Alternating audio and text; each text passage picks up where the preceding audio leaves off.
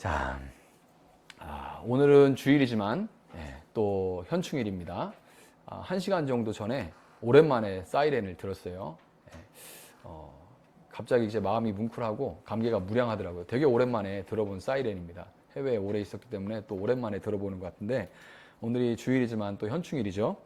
여러분, 현충일 하면 무슨 생각이 드시나요? 오늘이 현충일이라는 거.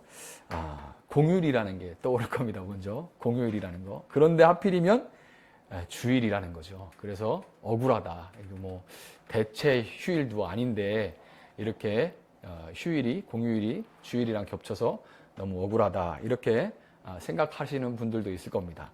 이런 분들보다 조금 이제 수준이 나은 분들은 아마도 이 땅의 자유와 평화를 위해 쓰러져 가신 순국 처녀들과 전몰 장병들이 떠오르실 거예요. 현충일은 이 현충이라는 말이 나타낼 현자에 충성할 충자를 씁니다. 나타낼 현자에 충성한 충자를 쓰는데요. 애국 소녀들과 국군 장병들은 말 그대로 나라를 위해서 자기 목숨을 바쳐서 그들의 충성을 나타냈죠. 나라를 위해 자기들의 목숨을 바쳐서 그들의 충성을 나타냈습니다.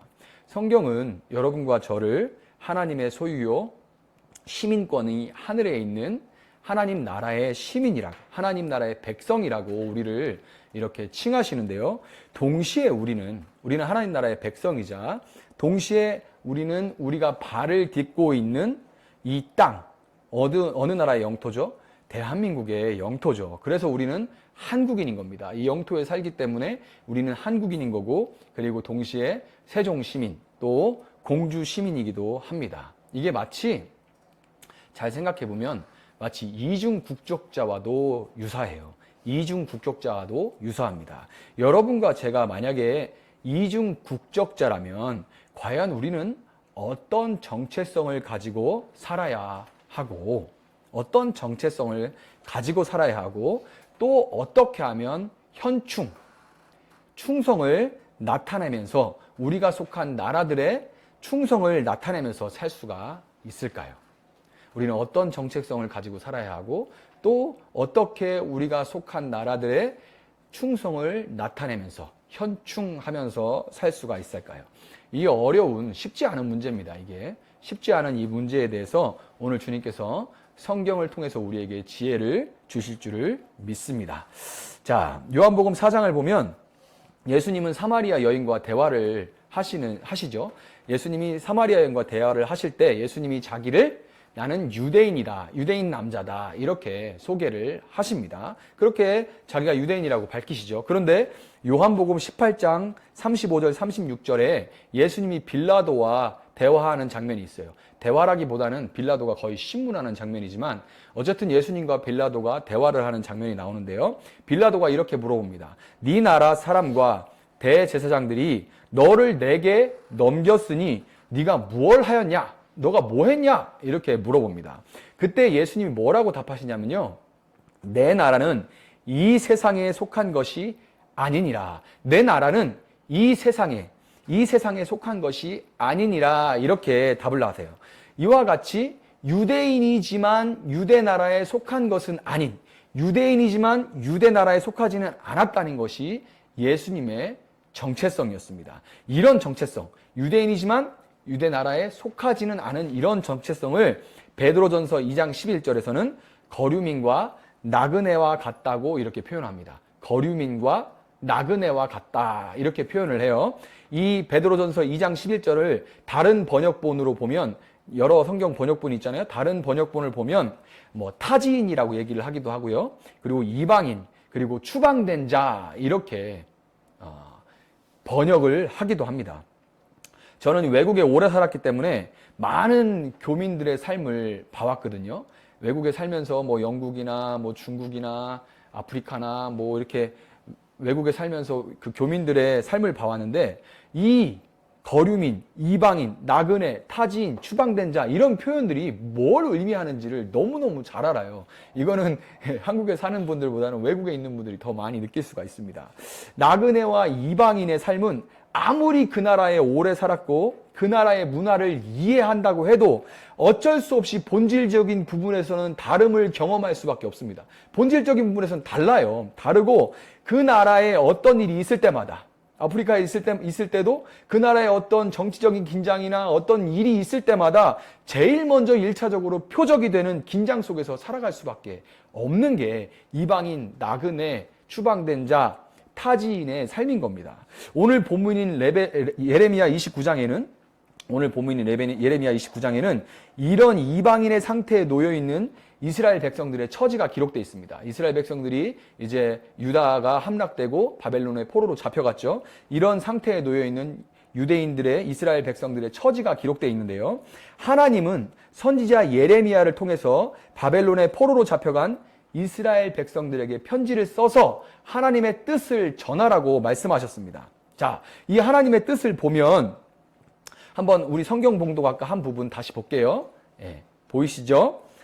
자, 한번 쭉 읽어보세요. 자, 이게 편지 부분이거든요. 예레미야가 받아서 이스라엘 백성들에게 전하는 하나님의 메시지입니다. 자, 편지를 보니까 하나님이 뭐라고 말씀하시나요? 자, 이제 저를 다시 보세요. 하나님께서 너희들이 포로로 잡혀갔으니까 그저 본토, 너희들이 잡혀온 원래 너희들의 본토로 돌아갈 날만을 기다리면서 그 나라로 돌아갈, 그 땅으로 돌아갈 것만 기다리면서 슬픔 속에서 눈물로 한숨 지으면서 탄식하면서 그렇게 살라고 하나님께서 지금 말씀하시나요? 굉장히 우리 생각과는 다른 말씀을 하시죠. 잡혀갔으니까 아이고 어떡하나 언제 돌아가나 이런 생각을 하고 살아야 되는 것이 눈물 지으며 살아가는 것이 맞는데 하나님은 그렇게 말씀하시지 않습니다. 또 우리가 생각할 때 그러면 그 땅에 잡혀갔을 때 본토를 그리워하거나 아니면 바벨론에 완전히 동화돼서 바벨론 사람으로 그냥 너희가 기왕 잡혀간 김에 거기서 바벨론 사람들과 동일하게 동화돼서 살아가라 이렇게 말씀하시지도 않죠. 이것도 아니고 저것도 아닌 거예요. 그러면 뭐라고 말씀하시는 것 같아요? 하나님이 지금 우리에게 뭐라고 말씀하시는 거예요? 우리가 읽었잖아요. 그죠? 한번 뭐라고 말씀하시는지 볼게요. 하나님은 이스라엘 백성들에게 집을 짓고 거기에 살면서 텃밭을 만들고 그 열매를 먹으라고 하십니다. 그렇죠? 그 다음에 하나님은 또한 거기서 결혼하고 자녀를 낳아서 줄어들지 말고 번성하라고 말씀하시죠. 마지막으로 뭐가 있어요? 하나님은 내가 사로잡혀 가게 한 그 성읍의 평안을 구하고 그를 위하여 여호와께 기도하라 이렇게 말씀하십니다. 여러분, 이 이스라엘이 잡혀간 바벨론은 하나님을 대적하는 이 세상을 의미합니다. 바벨론이라는 건 성경에서 일관되게 하나님을 대적하는 세상을 상징하는 거예요. 이스라엘과 같이 우리도 죄로 가득한 세상에 마치 포로로 잡혀 있는 것과 같은 그런 상황입니다. 그런 처지에 우리도 놓여 있어요. 그렇지만 하나님은 우리가 현재 살고 있는 이 나라가 내가 쌓인 업보가 많아서 아니면 재수가 없어서 이 나라에 하필이면 이 나라에 살게 됐다. 뭐 이런 생각들은 지금 한국을 헬조선이다 이렇게 생각하는 사람들이 한국이 지금 망조로 가고 있다 이렇게 생각하는 사람들이 그렇게 생각하겠죠. 재수가 없어가지고 내가 이 나라에 태어났다. 내가 쌓은 악업이 많아서 이 나라에 태어난 것 같다. 뭐 이런 생각하는 분들도 있을 거예요. 아니면 내가 잘나서 이 땅에 살고 있다. 살아가고 있다. 이렇게 생각하는 사람들도 있겠죠. 뭐 지금 부자이고 걱정할 게 없는 사람들이거나 혹은 또 이렇게 생각하는 사람들이 미국 사람들이 많습니다. 미국 사람들은 미국 땅에 사는 것을 자기가 잘나서 자기 나라 이외에 다른 나라는 없는 것처럼 그렇게 생각하는 사람들이 되게 많아요. 이렇게 잘나서 내가 이 땅에 살고 있다. 이렇게 생각하는 것이 아니라요. 하나님은 그렇게 생각할 것이 아니라 그 땅에 내가 업이 많아서나 잘나서 태어난 것이 아니라 그 땅에 하나님이 보내셨다고 믿는 가운데 명령하신 것을 행하라고 말씀하고 계신 거예요. 그것이 하나님이 우리에게 말씀하시는 전하시는 그 뜻입니다. 하나님의 명령을 통해서 우리는 이 땅에서 바벨론의 포로 시절을 살아가는 동안 반드시 기억해야 하는 두 가지 원칙을 우리가 발견할 수가 있습니다. 하나님의 이 명령을 쭉 아까 세 가지 명령을 제가 읽어드렸죠. 이 세 가지 명령을 통해서 우리가 이 바벨론에서 포로 시절로 살아가는 동안 우리가 꼭 기억해야 될 두 가지 원칙을 발견할 수 있는데요. 우리는 바로 이 원칙을 따라감으로써 우리의 충성을 나타내면서 현충하면서 살아갈 수가 있는 겁니다. 자, 첫 번째 원칙은 그 땅의 평안을 위해서 기도하는 삶을 사는 겁니다. 그 땅을, 우리를 보내신 그 땅의 평안을 위해서 기도하는 삶을 사는 거예요. 평안으로 번역된 이 샬롬은 평안하다, 평안하라, 우리가 샬롬 하고 아까 인사했죠. 평안하세요, 평화 안에 거하세요, 뭐 여러 가지. 그리고 특히 샬롬은 영혼, 육을 다 아우르는 평안을 의미하기 때문에 우리가 인사할 때 굉장히 좋습니다. 그런데 이 샬롬은 평화로 번역될 수도 있지만 동시에 번영과 성공으로도 번역할 수가 있어요. 세상에 이렇게 좋은 인사가 없죠. 그래서 샬롬 계속 인사하세요. 그런데 이 샬롬이 번영과 성공으로도 번역할 수 있는데 우리가 살고 있는 나라의 평화와 번영과 성공을 위해서 기도하는 삶을 산다는 것은 꼭 무릎 꿇고 기도하는 거. 이건 기본이죠. 이거 이외에 많은 여러 가지를 의미를 포함하고 있어요. 하나님 나라의 백성으로서 우리는 현재 살고 있는 나라의 시민으로서의 의무를 그 누구보다 온전히 이행해야 됩니다. 온전히 이행해야 되는데 얼마나 온전히 이행해야 되냐면 그것 자체가 하나님 앞에 드리는 기도가 될 만큼 기도하는 마음, 그것 자체가 하나님 앞에 드려지는 기도가 될 만큼 기도하는 마음으로 그것을 이행해야 돼요.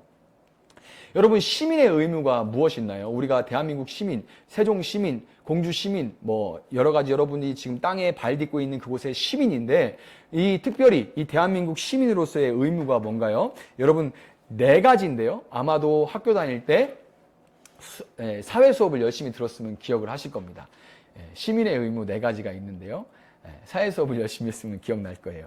자, 뭐가 있죠? 첫 번째로 국방의 의무가 있고, 그 다음에 교육의 의무가 있고, 그 다음에 근로의 의무가 있고, 마지막으로 납세의 의무가 있습니다.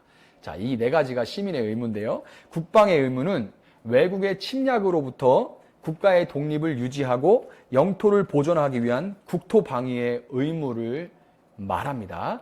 이 국토 방위의 의무를 말하는데 이거는 비단, 그러면 우리가 이제 국군 아저씨들만 떠올릴 텐데 비단 병역 의무만이 아니라 모든 국민이 유사시에 수행해야 될 그런 의무입니다. 자, 지금 이 시간에 이 국방의 의무에 대해서 깊이 다룰 수는 없지만 기독교와 유사한 종교 중에 이 집총 거부를 이유로 병역을 거부하는 그런 사람들이 있습니다.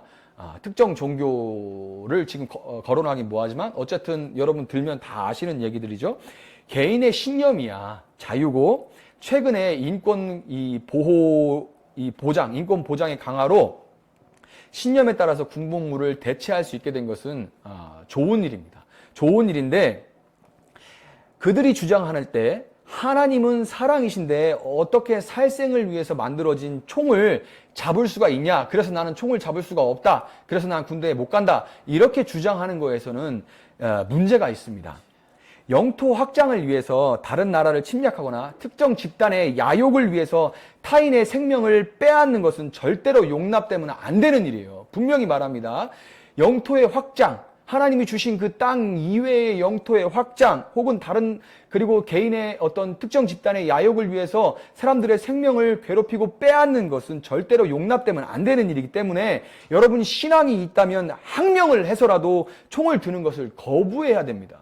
내 목숨을 바쳐서라도 버려서라도 항명을 해서라도 총을 드는 것을 거부해야 돼요.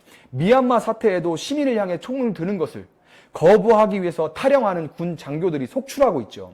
차마 내가 내 나라 시민에게 총을 거둘 수가 없다라고 생각하기 때문에 그들이 믿는지 안 믿는지는 모르지만 그들이 타령을 해서라도 그렇게 일반인들의 생명을 빼앗는 것들을 거부하고 있죠. 그렇지만 여러분, 진정으로 사랑한다면 내 가족의 재산과 생명을 지키는 일을 위해서 총검을 드는 것은 당연한 일입니다. 죄로 병든 세상에서 이 전쟁이 일어나는 것은 되도록 막아야 되지만 피할 수는 없죠. 이거는 역사를 통틀어 전쟁이 일어나는 것을 피할 수는 없습니다. 이런 현실 속에서 이 죄로 물든 현실 속에서 하나님이 우리를 보내셨고 사랑하는 내 가족과 이웃이 속한 이 나라의 평화와 번영을 위해서 국방의 의무를 다하는 것은, 충실하게 다하는 것은 그 자체로 기도하는 삶입니다. 여러분, 이거를 헷갈려 하시면 안 돼요. 교육의 의무는 자녀의 보호자가 그 자녀로 하여금 초등교육 등 의무 교육을 받도록 할 의무를 말합니다. 의무 교육을 다 받도록 하는 의무. 아마도 교육의 의무는 우리가 사는 이 나라에서는 가장 잘 지켜지다 못해 적당히 좀 하라고 해도 극렬하게 지키고 있는 그 의무보다는 권리에 가까운 그런 거죠. 그렇지만 하나님 나라의 시민권자로서 이 땅에 보냄을 받아서 살고 있다고 믿는 사람들은 자녀의 앞날만을 위해서 교육을 시키는 이 사적인 영역에 그치는 것이 아니라, 대개 다 사적인 영역에 그치고 있잖아요. 네가 공부해서 남주냐? 너 잘 먹고 잘 살아야지. 이런 그 사적인 영역에 머물고 있는데요.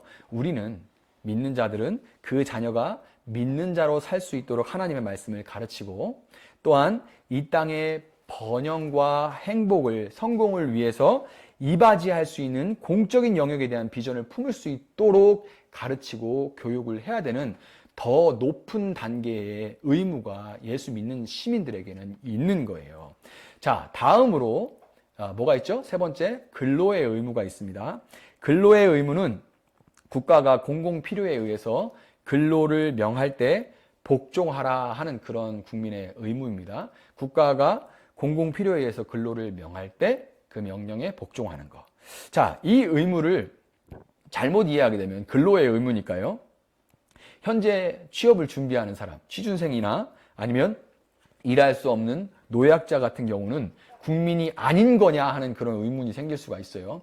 근로의 의무를 감당하지 못하고 그 의무를 담당하지 못하면 제대로 된 시민이 아닌 거냐. 나는 나이가 많은데, 나는 아직 일할 나이가 아닌데, 혹은 아직 나는 열심히 일은 찾고 있지만 취준생인데 취업이 잘 안 되는데, 그럼 난 시민도 아닌 거냐?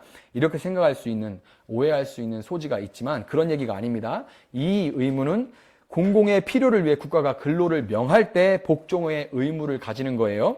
그렇다면은 공공의 평안과 번영과 성공을 위해 누구보다 기도하는 마음으로 근로해야 할 사람은 누굴까요? 바로 말씀드렸죠. 여러분과 저인 거예요. 일반 시민들보다 더 이 나라의 평안과 번영, 공공의 평안과 번영과 성공을 위해서 기도하는 마음으로 근로해야 될 사람이 우리입니다. 근로에 대한 기독교의 근본 원리는 얼굴에 땀이 흘려야 먹을 것을 얻을 수 있다, 이렇게 말씀하신 창세기 3장 19절에 근거하고 있어요. 이게 기독교의 근로에 대한 기본 정신이에요.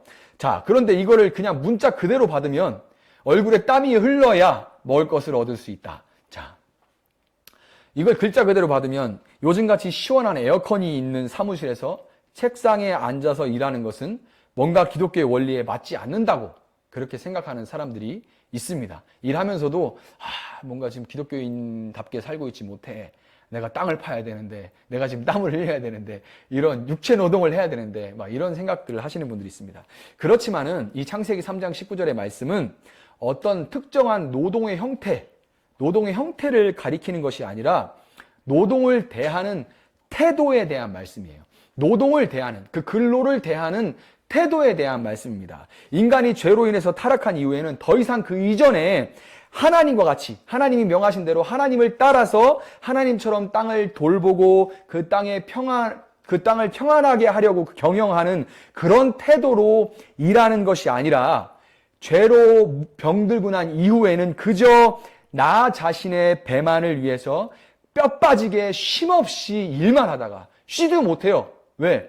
불안하니까 계속 일을 해야 되는 거예요. 쉬지도 못하고 계속 뼈 빠지게 일만 하다가 결국 내가 경영해야 되는, 내가 다스려야 되는 그 땅에 그냥 먹혀버리는 거죠. 그래서 묻혀버리는 거예요. 내가 다스려야 되는 땅에 내가 묻혀버리게 되는 거죠. 그렇게 바뀌었다. 태도가 바뀐 거죠. 하나님을 의지하면서 하나님 명령에 따라서 그렇게 그 땅을 다스리고 경영하는 것이 아니라 평안케 하기 위해서 맡겨진 자리를. 그것이 아니라 그 일에 완전히 매여서 내 배를 위해서 그 일에서 뭔가를 더 어떻게 나를 위해서 뽑아낼 수 있을까, 더 벌어낼 수 있을까, 그것만을 위해서 살아가는 그런 태도로 바뀌었다는 거예요. 왜? 나 중심으로 타락해 버렸으니까요. 자, 이런 생각을 중심으로 바탕으로 부동산이나 코로나19와 이 금리 인하로 인해서 요즘에 아주 핫한 주식이나 암호화폐로 수입을 얻는 것에 대해서도 우리가 생각해 볼 수가 있습니다. 딱 답을 정확하게 성경에는 암호화폐, 주식 얘기 이런 게 없으니까 우리가 혼란스러울 수 있지만 이 정신을 통해서 우리가 생각해 볼 수가 있어요. 샬롬의 정신을 통해서 주식이나 암호화폐 같은 것들은 그 자체로는 이 자본주의 경제체제를 따르고 있는 이 나라에서는 가치 중립적인 겁니다. 암호화폐는 악해, 주식은 악해 이렇게 생각할 수가 없어요. 왜냐하면 자본주의 경제체제, 하나님께서 이 나라 가운데 지금 굴러가도록 만들어놓고 허용하신 이 자본주의 경제체제에서는 이런 것들은 가치 중립적인 겁니다. 돈 갖고 하는 일은 부정하다. 이거는 산업공상 시대, 조선시대, 유교시대에 생각하는 거예요. 선비처럼 살아야지 상인처럼, 농민처럼 요렇게, 특히 상인은 굉장히 무시했잖아요. 상인들, 장사치 막 이렇게 부르는 요 돈 갖고 일하는 것은 부정하다는 생각은 유교에서 온 거지 기독교적인 정신에서 온 것이 아닐 뿐더러 이렇게 돈 갖고 하는 일은 부정하다 이렇게 말하면 그렇게 말하는 동시에 전국에 있는 수많은 신실한 금융업자들, 특히 투자 신탁회사에서 일하고 있는 성도들, 저만 해도 지금 떠오르는 분들이 몇 분 계신데요. 신실한 그분들의 존재를 무시해버리는 일이 돼버리는 거예요. 다만 이 주식이나 암호화폐 거래를 행하는 사람의 마음과 그에 따른 태도로 이 가치 중립적인 이 주식이나 암호화폐가 투자나 투기로 나눠지게 되는 겁니다. 마음과 태도에 따라서요. 만약에 지금 내가 더 빨리 더 많은 돈을 벌어서 내 배를 불리고자 하는 이기적인 욕망에 지금 욕심에 사로잡혀서 개인에게서 혹은 내 이 미래는 답이 없어 이러면서 예수 믿는데도 불구하고 내 미래는 답이 없어 하나님은 내 인생 책임 못 져 이러면서 남들 다 하는데 나도 막 안 하면 안 돼 어떻게 이렇게 이런 생각 때문에 막 지금 그 욕망에 막 불안함이 주는 욕망 혹은 더 많이 갖고자 하는 그 욕망에 사로잡혀서 개인에게서 은행에서 있는 돈 없는 돈 영혼까지 다 끌어다가 집어넣고 가자 막 이렇게 외치고 있는 그런 태도로 지금 임하고 있다면 그것은 변명의 여지가 없는 명백한 투기고 더 나아가서 도박입니다. 분명히 아셔야 돼요. 그렇지만 여러분 그렇게만 생각할 수는 없어요. 세상에 하나님이 다스리지 않는 곳은 없다는 믿음 하에 그 영역 역시 금융계 역시 하나님이 다스리시는 영역임을 믿고 그 주식을 발행하는 회사, 코인을 만든 회사와 함께 성장한다고 생각하면서 그 종목에 대해서 공부하고 또한 그 마음을 지켜내기 위해 제가 말씀드린 그 태도와 마음을 지켜내기 위해 기도하는 마음으로 여기서 기도라는 것은 대박나게 해주세요 이런 기도를 얘기하는 게 아닙니다. 그 마음과 태도를 지켜내기 위해 욕망에 사로잡히지 않기 위해 기도하는 마음으로 이것을 행할 때 여윳돈을 가지고 장기적이고 여유 있는 태도로 임할 때 그것은 투자예요. 이 투자와 투기는 더 나아가 도박은 종이 한 장 차이로 구별될 수도 있습니다. 여러분 마음과 태도에 달려있는데 제가 이 설교한다고 여러분 주식해라 코인해라 그 얘기는 아닙니다. 왜냐하면 저는 알고 있어요. 그 마음을 지킨다는 게 거의 불가능하다는 거. 기도 아무리 해보세요. 정말 어렵습니다. 정말 어려운 길이기 때문에 여러분 정말 이것이 정말 확실한 길이다. 괜찮다라고 여러분이 공부해서 할 때만 할 수 있는 거예요. 설교를 듣고 혼란해 하시면 안 됩니다. 그러나 분명히 제가 말씀드릴 것은 투자와 투기는 마음과 태도에 달려있는 겁니다. 투자가 없으면요. 자본주의 체제는 결코 돌아가지가 않게 되어 있습니다. 자본주의 체제라는 것은 투자로 돌아가게 되어 있는 거예요. 그리고 그 체제로 지금 돌아가고 있습니다. 그걸 어떻게 할 수 있느냐? 여러분 그냥 지나치지만 뉴스를 보면 지금 코스피, 코스닥 지수로 나라의 경제 상황을 지금 이야기해 주잖아요. 그냥 뉴스 때 뭔 소리야 그러고 지나갈 수도 있지만 코스닥, 코스피 지수로 나라의 경제 상황을 우리가 알 수 있습니다. 그것은 자본이 얼마나 투자가 되고 있고 선순환이 되고 있는지를 보여주는 지수니까요. 그러니까 투자가 안 일어난다면 아유 돈으로 하는 일들은 아주 더러워 이러면서 아주 부정해 이러면서 예수 믿는 사람들은 돈을 딱 끊고 그냥 땀만 흘리면서 땅만 파고 열심히 육체 일만 해야 돼 라고 생각하는 그런 글자 그대로 그 말씀을 보는 사람들만 있다면 이 나라의 자본주의 체제로 돌아가는 이 나라의 평안과 번영은 없는 겁니다. 자, 마지막으로 납세의 의무가 있죠. 납세의 의무라는 건 쉽게 말해서 세금을 내야 되는 의무입니다. 자, 어렵게 번 돈 내라는 거 좋아할 사람 아무도 없죠. 세금 내면서 너무 기뻐 이런 사람이 어딨어요. 지금은 공무원이 워낙 좋은 직업이기 때문에 워낙 좋은 직업군이기 때문에 세무 공무원에 대한 그런 인식도 처우도 달라졌지만 예수님 시대에 세금을 걷는 세리는 지금은 상상도 할 수 없을 만큼 엄청난 미움을 받았습니다. 왜냐하면 그들이 거둔 세금이 당시 식민지였던 로마로 흘러 들어갔기 때문에 세리는 곧 매국노를 의미했었죠. 그렇기 때문에 그들에 대한 미움은 굉장했어요. 그런데 문제는 예수님은 그 세리 중에 한 명인 마태를 제자로 삼으셨다는 겁니다. 마태복음 17장 24절부터 27절을 보면요. 마태복음 17장 24절부터 27절을 보면 예수님이 성전세를 내시는 이야기가 나옵니다. 예수님이 성전에 내는 매겨진 한 사람당 성전세로 내는 반세겔씩 정해져 있어요. 모든 사람은 다 반세겔씩 정해진 세금이 있었습니다. 자, 그런데 이 사복음서 중에서 세리 출신 마태만 이 이야기를 기록하고 있어요. 세리니까 그 부분에 관심이 많죠. 그래서 그 장면을 탁 생각해놨다가 글에 기록을 하는 겁니다. 마태만 이 이야기를 기록하는데요. 예수님은 베드로에게 와서 사람들이 베드로에게 몰려옵니다. 그래서 너희 선생은 성전에 성전세를 내지 않느냐? 하고 베드로에게 이렇게 막 따져 물어요. 그러니까 베드로가 그 얘기를 듣고 성전세를 냈나? 안 냈나? 내야 되나? 안 내야 되나? 이러면서 예수님께 찾아와요. 그래서 사람들이 이렇게 시비를 겁니다. 라고 물어보니까 예수님이 뭐라고 대답하시냐면 하나님이 모든 것의 주인이시기 때문에 너희는 하나님의 자녀지 나는 하나님의 아들이고 너희들도 하나님의 자녀지. 그러니까 모든 세, 아버지가 아들한테 세 받냐? 안 받죠. 그러니까 모든 세는 다 면제야. 그런데 우리가 면제됐다고 세금을 내지 않으면 세상 사람들이 그 일로 인해서 실족하기 때문에 어떻게 예수 믿는다는 것들이 하나님의 자녀라는 것들이 세상이 돌아가는데 협조하지 않고 그들의 번영과 평안을 위해서 협조하지 않고 저렇게 이기적으로 사는가 하면서 실족할 수 있기 때문에 가서 세금을 내라. 그런데 어떻게 내라고 하냐면 가서 물고기를 잡아. 넌 어부니까 물고기 한 마리 잡으면 그 입을 열어보면 거기에 한 세겔이 들어가 있을 거니까 그 한 세겔로 너와 나의 세금을 내라. 그렇게 예수님께서 베드로에게 이야기하십니다. 자, 여러분 돈을 은행이 아니라 물고기 입에서도 얻을 수 있는 정말 말도 안 되는 일이죠. 근데 예수님이니까 가능한 일이에요.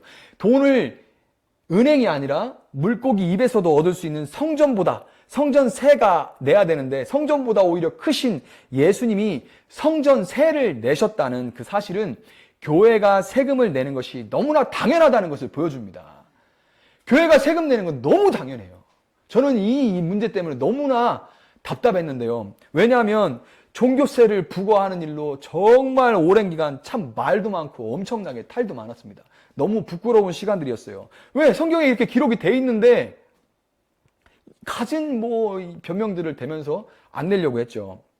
그렇지만 교회는 사회의 일부이면서 국가의 보호와 관리를 받습니다. 국가가 평안하지 않으면 신앙생활도 할 수가 없어요. 따라서 국가의 평안과 번영을 위해서 교회가 기도하면서 동시에 세를 따박따박 바르게 내는 것이 바로 기도하는 삶인 겁니다.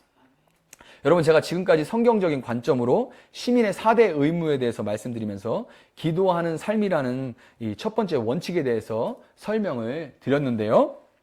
두 번째 원칙은 다르게 살아가라는 겁니다. 첫 번째 원칙이 뭐였죠? 기도하는 삶을 살아가라는 거였고, 두 번째는 다르게 살아가라는 겁니다. 다르게 살아가는 거. 하나님은 이스라엘 백성들이 포로된 땅에서 결혼하고 자녀를 낳으면서 살아가라 그렇게 말씀하시죠. 바벨론에서 결혼하고 살아도 바벨론인이 되는 것이 아니라 다시 본토로 돌아올 때까지, 그날까지 하나님의 백성으로 살면서 생육하고 번성하라. 그렇게 숫자가 줄어들지 않게 해라. 번성해라. 그렇게 명령하신 거예요. 바벨론에 살고 바벨론에 결혼하고 그 중에서 바벨론 사람들하고 결혼한 사람도 있었겠죠. 바벨론 그 문화를 가진 사람들하고 결혼하는 사람도 있었겠죠. 그런데 바벨론인으로 살지 말고 하나님 백성으로 살면서 생육하고 번성하라 이렇게 말씀하신 거예요. 결혼이라는 큰 주제에 대해서 이 시간에 다 이야기할 수 없기 때문에 불신자와 결혼하는 것이 옳다, 그르다 뭐 이런 얘기를 지금 다 할 수는 없지만 분명한 것은 우리나라도 복음이 전해질 때부터 부부가 다 신자였던 것은 아니라는 거죠. 둘 중 누군가 한 명이 대개 아내가 먼저 믿고 집안 전체를 복음화해왔기 때문에 둘 중에 먼저 믿은 사람이 있고 그 한 사람이 집안 전체를 복음화해왔기 때문에 현재 한국교회가 이만큼 성장할 수 있었다. 이것을 우리가 부인할 수가 없습니다. 뭐 불신자와 결혼하는 게 옳다 그르다 뭐 설왕설래 뭐 이것보다도 지금 얘기를 다 할 수 없지만 그러나 역사적인 사실이라는 것을 우리가 부인할 수가 없어요. 그런데 1800년대 말 1900년대 초 그때는 됐는데 기독교 초기 때는 됐는데 왜 지금은 불신자와의 결혼은 절대 안 되는 거고 또 그게 현실적인 것이 됐을까요? 제가 이렇게 말씀드리면 또 막 불신자와 결혼을 되나 봐 이렇게 생각하실 수 있는데 그 얘기 지금 드리는 게 아닙니다. 제가 말씀드리고 싶은 것은 그 현실이에요. 왜 그때는 가능했던 일인데 왜 지금은 절대 안 되는 거고 실제로 많은 선배들이 그렇게 살아보니까 와 정말 불신자와 결혼하는 게 너무 힘드니까 그렇게 하지 마 절대 안 돼 라고 말하는 그 현실이 돼버렸을까요? 그만큼 믿는 자가 다르게 살지 못하고 있다는 말인 거예요. 그만큼 믿는 자가 다르게 살지 못한다는 말입니다. 믿는 아내가 믿는 남편이 배우자와 다르게 살지 않습니다. 믿는 시어머니가 믿는 장인 장모님이 세상 사람들과 다르게 살기는커녕 세상 사람들보다 더 나쁜데요. 더 악해요. 왜냐하면 뭐 더 나쁜 짓을 많이 한다 뭐 이런 얘기가 아니라 왜냐하면 세상 사람들은 저거로 겉다르고 속다르지는 않거든요. 돈 좋아하면 그냥 돈 좋아한다고 말하지 뒤로 할 거는 다 하면서 앞으로는 입으로는 돈을 사랑하는 것이 일만하게 뿌리야 이렇게 말하지는 않거든요. 꼴 보기 싫으면 싫다고 하고 차라리 욕을 하지 입으로는 사랑합니다. 축복합니다. 샬롬 이렇게 인사하면서 속으로는 정죄하고 판단하면서 은근히 돌려서 괴롭히지는 않거든요. 이렇게 다르게 살지 못하니까 이렇다 보니까 불신자와 결혼해서 바벨론 사람인 그를 하나님의 백성 이스라엘이 되도록 만들 능력을 잃어버린 거예요. 능력이 없는 겁니다. 여러분 하나님은 여러분과 저를 바벨론에 살아도 바벨론 사람들과는 다르게 사는 존재로 부르셨습니다. 다르게 따로 불러 모은 정치적인 모임을 다르게 따로 불러 모아놓은 그 정치적인 모임 그 모임 자체는 다르게 따로 불렀기 때문에 정치적일 수밖에 없죠. 이 정치적인 모임을 구약에서는 카할이라고 하고 신약에서는 에클레시아라고 부릅니다. 구약에서는 카할이라고 하고 신약에서는 에클레시아라고 말해요. 자, 에클레시아 어디서 많이 들어본 얘기죠?